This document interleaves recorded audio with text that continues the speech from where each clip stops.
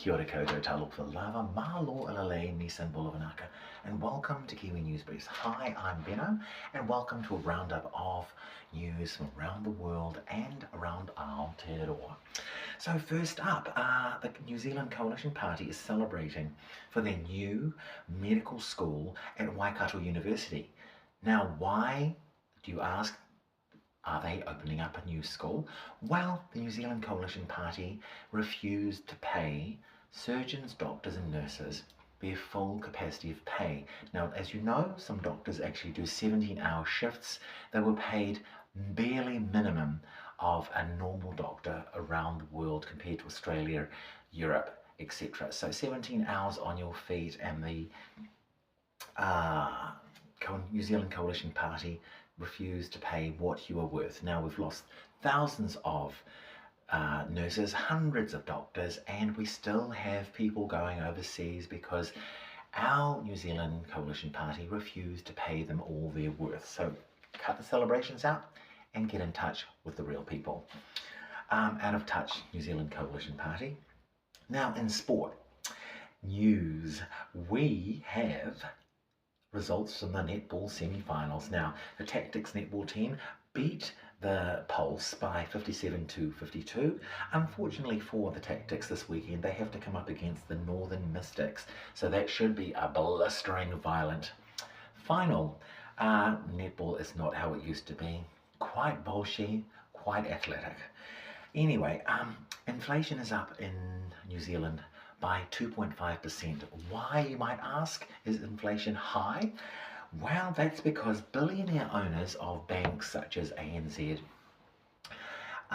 foodstuffs such as Pak'nSave, New World, Woolworths, they have all dramatically increased their prices. So if you're using these outlets and you've done groceries in the last 2-3 months, you'll know that butter is almost $10.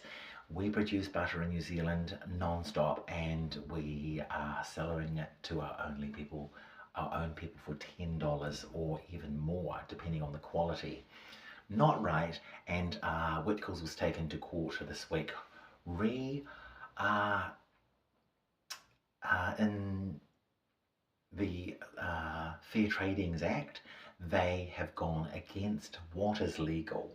So it's not fair trading. You're ripping New Zealanders off, and it's a very, very expensive time in the economy for people, and they're not being paid equally as much as the price of living is increasing. So if you are out there, you'll know that vegetables, fruit, butter, and olive oil. One bottle of olive oil is $17 or $18, and some are $27 for large bottles of olive oil.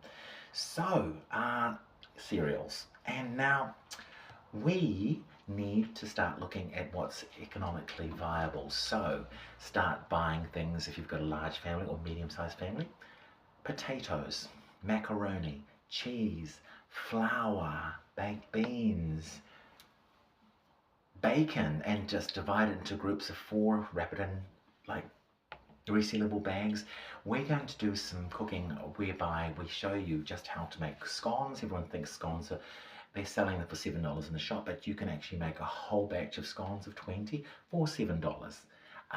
You don't need butter, and we'll be showing that recipe coming up in the next show. And as you've seen with my cakes this year, not too bad a cook, am I?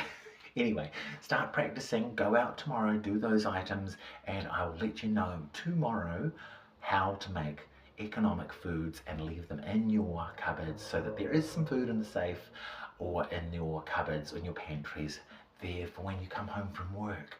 Pizza is another option. You can make at home. You don't need to go and buy these really relatively cheap foods and pay $27 for them.